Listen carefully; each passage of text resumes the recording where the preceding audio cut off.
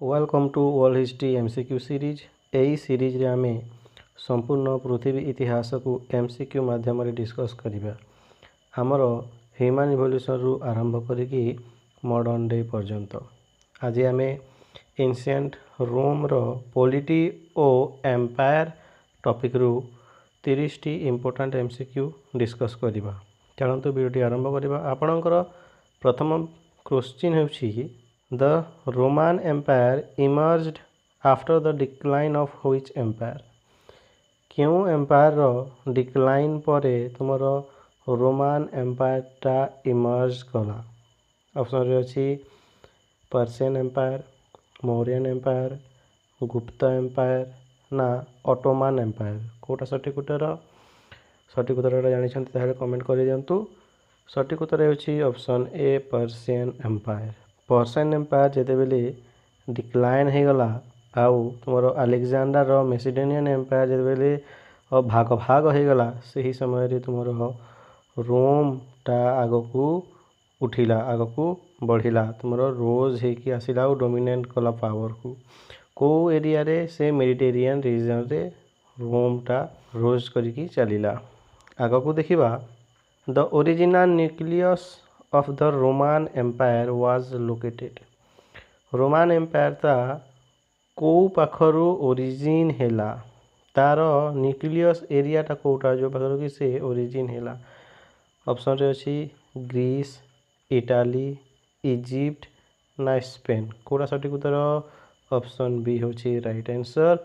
जे तुमरो Italy रे एही रोम टा गोटी सिटी स्टेट हिसाब रे आरंभ होइथिला, परे धीरे धीरे से एक्सपांड कला आउ संपूर्ण तुमर एंटायर मेडिटेरियन वर्ल्ड को धीरे धीरे कंट्रोल कर देला। परवर्ती क्वेश्चन हेउछि Rome is situated on the banks of which river? क्यों रिवर पाखरे, क्यों नदी पाखरे तुमर रोम टा सिचुएटेड है कि अच्छी? Nile river, Tigris river, Tiber river ना तुमर दानुबे रिवर। कोटा सठिक उत्तर ऑप्शन सी होछि राइट आंसर। जे टाइबर नदी कूल रे रोम सभ्यता गढ़ी उठी थिला। आगो को देखिबा रोम बिकेम ए रिपब्लिक अराउंड। क्यों समय रे तुमर रोम टा रिपब्लिक साधारणतंत्र हेला? 753 ख्रीष्टपूर्व ना ख्रीष्टपूर्व 600, ख्रीष्टपूर्व 510 ना ख्रीष्टपूर्व तुमर 300। ऑप्शन सी होछि राइट आंसर 510। एही समय तुमर मोनार्की शासनटा भांगी गला आउ रोम रिपब्लिक हे गला, रूल हेला जे पाखरे कि तुमर एरिस्टोक्रेट्स माने शासन कले। परवर्ती question the chief executive magistrates of the Roman Republic were called? तुमर रोमन रिपब्लिक रो जो चीफ एग्जीक्यूटिव मैजिस्ट्रेट्स मानकू कोन कहा जाउथिला? सीनेटर, कॉन्सल्स, ट्रिब्यून्स ना गवर्नर्स। कोटा सठिक उत्तर हे जब तुमर ऑप्शन बी कॉन्सल्स कहा जाउथिला। प्रति वर्ष 2 जण कॉन्सल्स को इलेक्टेड करा जाउथिला आउ एही 2 जण जॉइंटली रोम को गवर्न करुथिले, शासन करुथिले। नेक्स्ट क्वेश्चन को देखिबा the most powerful governing body of the Roman republic. Roman Republic रो मोस्ट पावरफुल गवर्निंग बॉडी टा कोटा थिला? असेंबली, कॉन्सल्स, सीनेट्स ना आर्मी। कोटा सठिक उत्तर हे जिवो ऑप्शन सी सीनेट। एही सीनेट टा तुमरो डोमिनेटेड हे कि रहउथिला एरिस्टोक्रेट्स मानक द्वारा आउ से माने ही कंट्रोल करके रहउथिले जो प्रकार तुमरो पॉलिसीज आसुथिला आउ से माने एरिस्टोक्रेट्स माने कोन करुथिले ना सुप्रीम अथॉरिटी हे कि रहउथिले। परवर्ती question the first phase of Roman expansion mainly involve? माने प्रथम रोमन एक्सपेंशन रे कोटा इन्वॉल्व हे कि रहिथिला?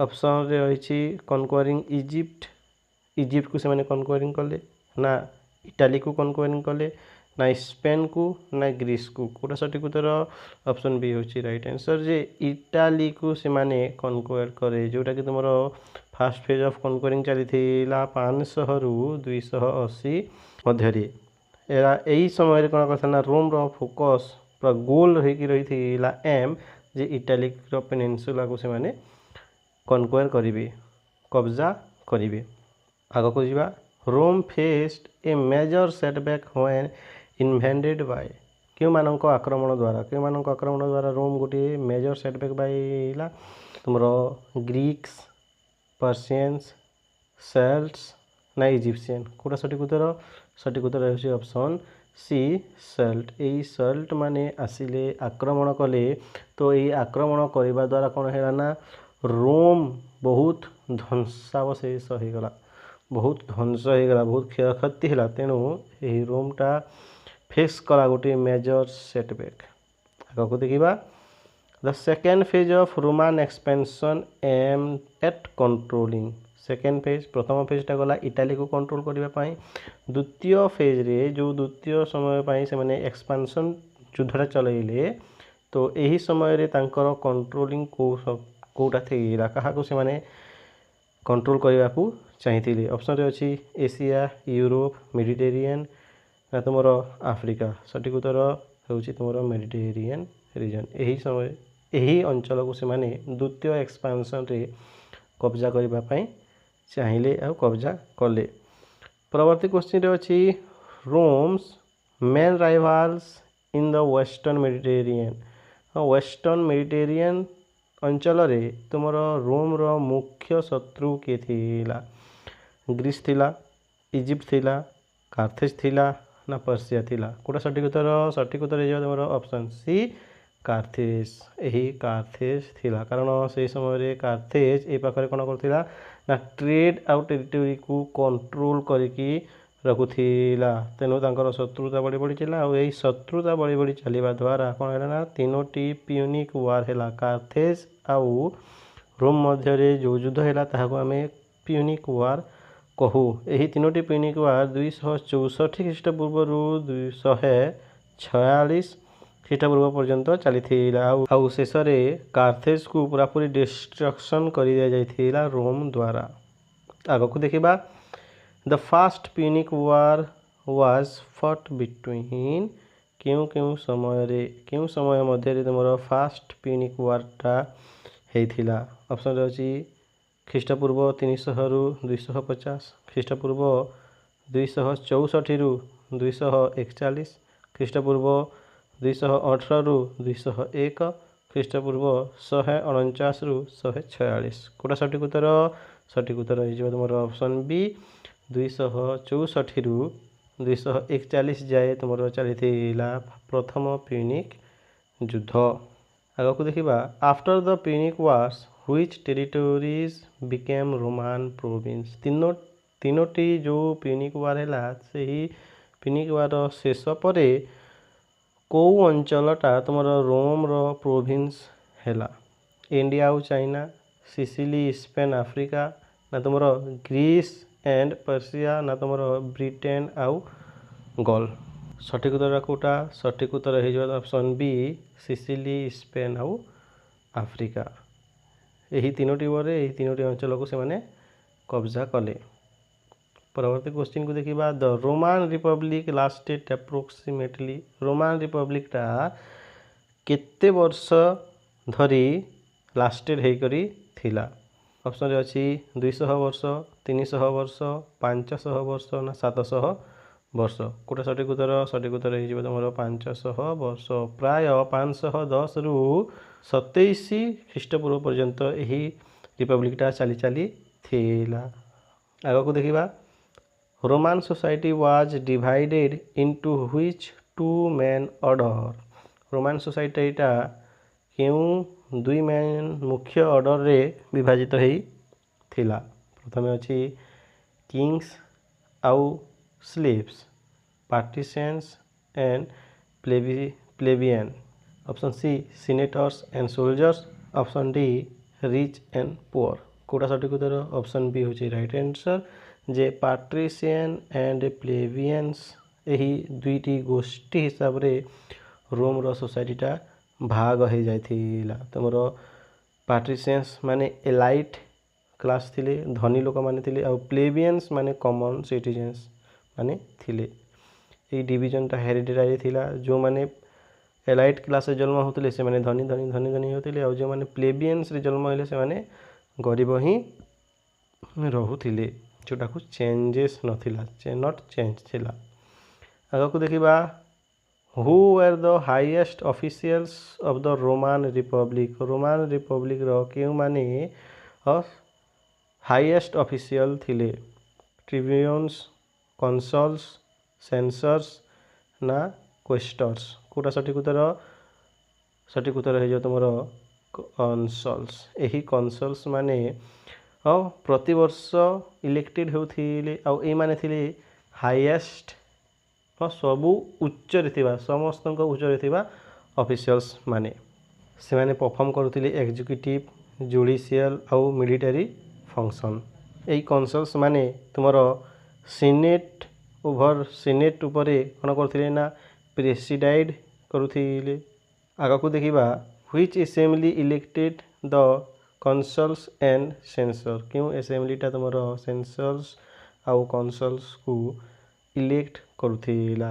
ऑप्शन रे अछि सीनेट, कमिटिया क्यूरियाटा, कमिटिया सेंचुरियाटा, कॉन्सिलियम प्लेबिस। कोरा सठिक उत्तर अछि तुमर कमिटिया सेंचुरियाटा। एही कमिटिया सेंचुरियाटा होछि मुख्य असेंबली जो पाखरे कि तुमर टॉप ऑफिशियल्स माने इलेक्ट हेउथिले जेमिति कॉन्सल्स आउ सेंसर्स।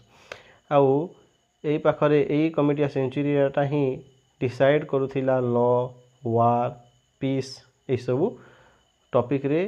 आगे को देखिबा what was the concilium plebis. Concilium plebis रो अर्थ कोन बा कॉन्सिलियम प्लेबिसटा कोन असेंबली ऑफ पैट्रिशियन ना मिलिटरी काउंसिल ना असेंबली ऑफ प्लेबियंस तुमर रिलीजियस बॉडी। कोटा सठिक उत्तर ऑप्शन सी होची राइट आंसर।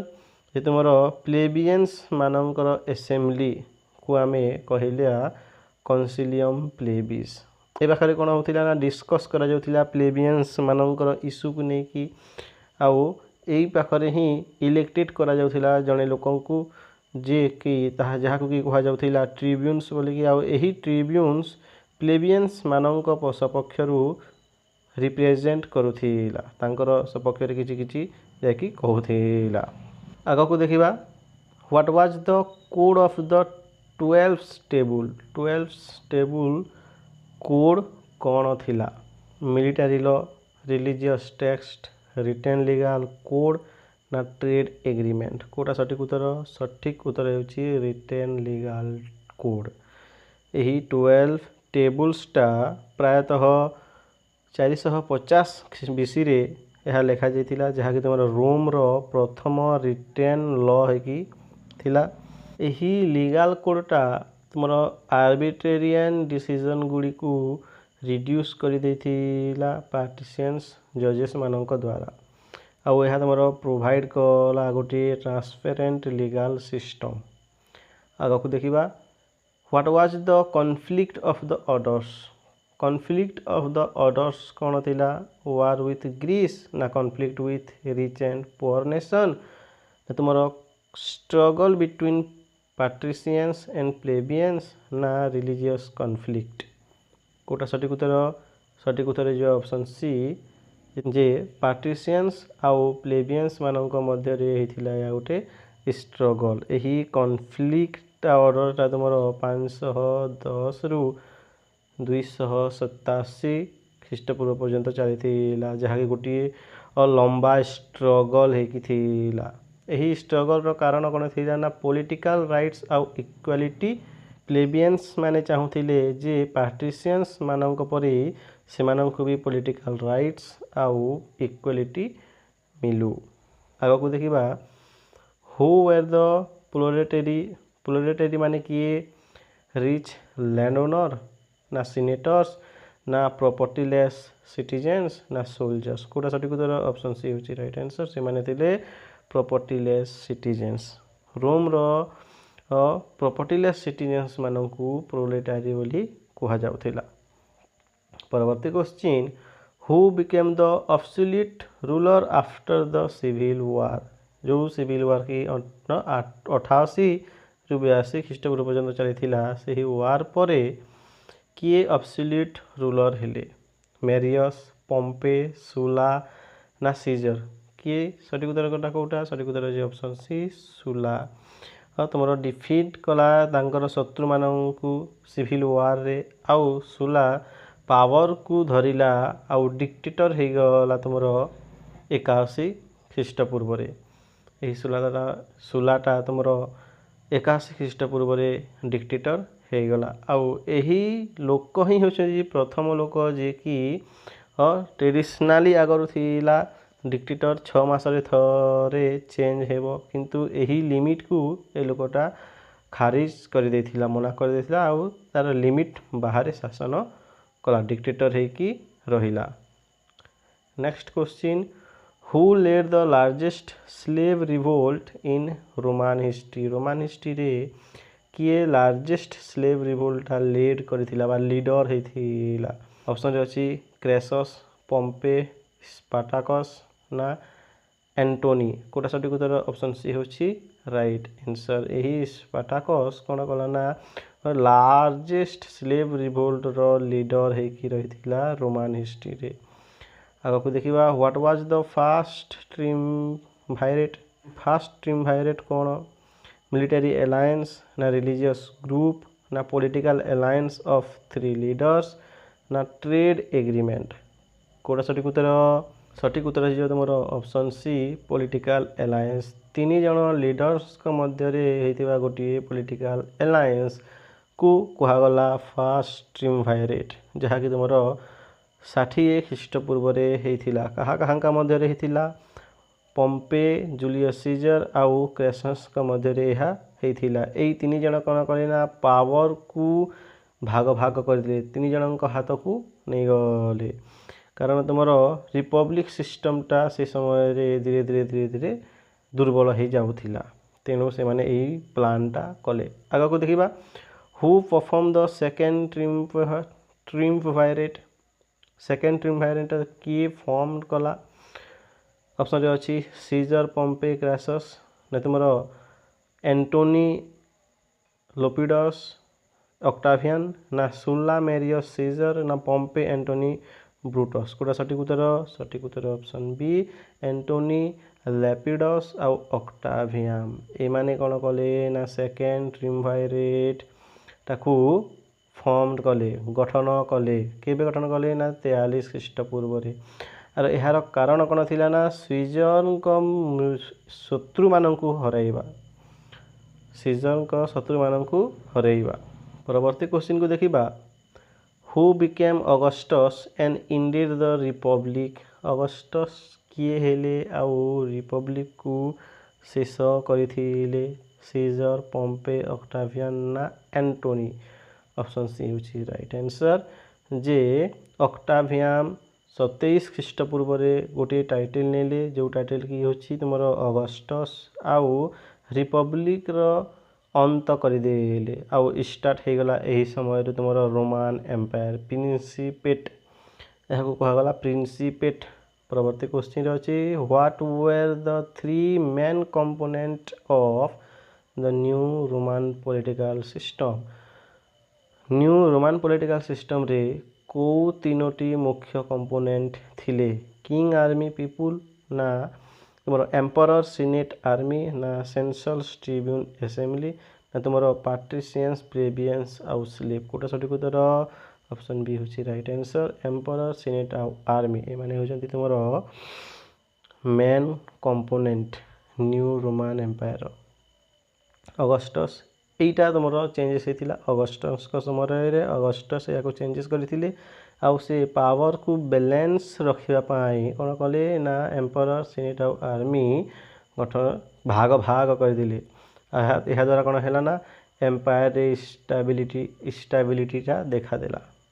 आगे को देखा when did the Roman empire reach its greatest extent Roman एम्पायरटा केबे तार टॉप को पहुँची पारिथिला ऑप्शन अच्छी 27 ଖ୍ରୀଷ୍ଟपूर्व 14 ଖ୍ରୀଷ୍ଟାବ୍ଦ 117 ଖ୍ରୀଷ୍ଟାବ୍ଦ ନା 200 ଖ୍ରୀଷ୍ଟାବ୍ଦ କୋଉଟା ସଠିକ ଉତ୍ତର ହେଇଯିବ ଅପସନ୍ ସି 117 ଖ୍ରୀଷ୍ଟାବ୍ଦ। ଏହି ସମୟରେ ରୋମାନ ଏମ୍ପାୟରଟା ତାର ମ୍ୟାକ୍ସିମମ୍ ଟେରିଟୋରିଆଲ ଏକ୍ସପାନସନକୁ ପହଞ୍ଚିଲା ଆଉ କଭର କଲା ତୁମର large part of Europe, West Asia ଆଉ ନର୍ଥ ଆଫ୍ରିକା। ଏକ୍ସପାନସନଟା ବଢ଼ି ଚାଲିଥିଲା 117 ଖ୍ରୀଷ୍ଟାବ୍ଦ।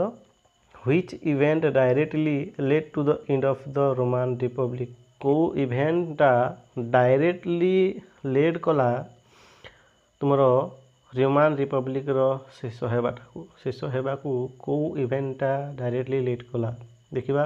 ଅପସନ୍ରେ ଅଛି ଡେଥ୍ ଅଫ୍ କ୍ରେସସ୍, ସିଜର୍ସ ଆସାସିନେସନ୍ ନା ରାଇଜ୍ ଅଫ୍ ଅଗଷ୍ଟସ୍ ନା ସ୍ପାର୍ଟାକସ୍ ରିଭୋଲ୍ଟ। କେଉଁଟା ସଠିକ ଉତ୍ତର ଅପସନ୍ ସି ହେଉଛି ରାଇଟ୍ ଆନ୍ସର ଯେ ଅଗଷ୍ଟସ୍ର ରାଇଜ୍ ହେବା ତୁମର ରୋମାନ ରିପବ୍ଲିକକୁ ଦୁର୍ବଳ କରିଦେଲା। ଆଗରୁ ହିଁ ଦୁର୍ବଳ ଥିଲା କିନ୍ତୁ ଅଫିସିଆଲି ଇଣ୍ଡେଡ୍ କରିଦେଲା। କେବେ ଅଫିସିଆଲି ଇଣ୍ଡେଡ୍ ହେଲା ରୋମାନ ରିପବ୍ଲିକଟା ନା 27 ଖ୍ରୀଷ୍ଟପୂର୍ବରେ। ଆଉ ଏହି ସମୟରେ କ'ଣ କଲେ ନା ଅକ୍ଟୋଭିଆନ୍ ତୁମର ଅଗଷ୍ଟସ୍ର ଟାଇଟେଲଟା ଗ୍ରହଣ କରିଥିଲେ ଆଉ ନ୍ୟୁ ପଲିଟିକାଲ ସିଷ୍ଟମଟା ସେ ଷ୍ଟାବିଲାଇଜିଂ କରିଥିଲେ ଯାହାକୁ କି ଆମେ କହିଲା ପ୍ରିନ୍ସିପେଟ୍ ବୋଲିକି। ପରବର୍ତ୍ତୀ କ୍ୱେଶ୍ଚିନ୍କୁ ଦେଖିବା who introduce the professional army in Rome. ରୋମ୍ରେ ପ୍ରୋଫେସନାଲ ଆର୍ମି କିଏ ଇଣ୍ଟ୍ରୋଡ୍ୟୁସ୍ କଲେ? ଅପସନ୍ରେ ଅଛି ସୁଲା, ପମ୍ପେ, ମ୍ୟାରିୟସ୍ ନା ତୁମର ଅଗଷ୍ଟସ୍। କେଉଁଟା ସଠିକ ଉତ୍ତର ହେଇଛି ଅପସନ୍ ସି ମ୍ୟାରିୟସ୍। ପ୍ରାୟତଃ ତୁମର 100 ଖ୍ରୀଷ୍ଟପୂର୍ବରେ ମ୍ୟାରିୟସ୍ କ'ଣ କଲା ନା ରିଫର୍ମ ଆଣିଲା।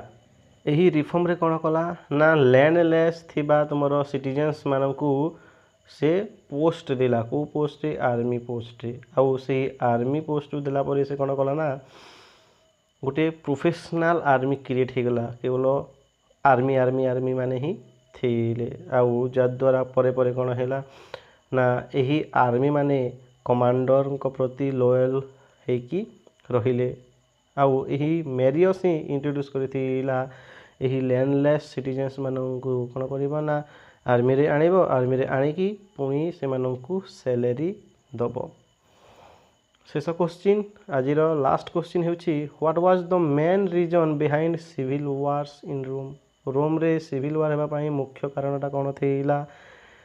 ଅପସନ୍ରେ ଅଛି ରିଲିଜିୟସ୍ କନଫ୍ଲିକ୍ଟ, ଇକୋନୋମିକ୍ କ୍ରାଇସିସ୍ ନା ରାଇଭାଲରି ଏମଙ୍ଗ ୱାରଲର୍ଡସ୍ ନା ତୁମର ଫରେନ୍ ଇନଭେଜନ୍ସ। କେଉଁଟା ସଠିକ ଉତ୍ତର ହେଇଯିବ ତୁମର ରାଇଭାଲରି ଏବଂ ୱାରଲର୍ଡସ୍। ଯେଉଁମାନେ ବି ଲିଡର୍ସ ଥିଲେ ମୁଖ୍ୟ ଲିଡର୍ସ ଥିଲେ ଯେମିତିକି ତୁମର ସିଜର, ପମ୍ପେ, ଆଣ୍ଟୋନି ଏମାନେ କ'ଣ କଲେ ନା ନିଜ ମଧ୍ୟରେ ଯୁଦ୍ଧ କରିବା ଆରମ୍ଭ କରିଦେଇଥିଲେ। କ'ଣ ପାଇଁ ନା କଣ୍ଟ୍ରୋଲ କରିବା ପାଇଁ ଏମାନେ ନିଜ ମଧ୍ୟରେ ଯୁଦ୍ଧ କଲେ ଆଉ ଏହି ଯୁଦ୍ଧ କରିବା ଦ୍ୱାରା ହିଁ ତୁମର ସିଭିଲ୍ ୱାର୍ଟା ଆରମ୍ଭ ହେଲା। ଆଜି ପାଇଁ ଏତିକି, ଦେଖା ହେବ ଆଉ ଗୋଟିଏ ନୂଆ ଭିଡ଼ିଓରେ। This is Bimal, your history mentor and history educator. Keep supporting, keep following. Thank you.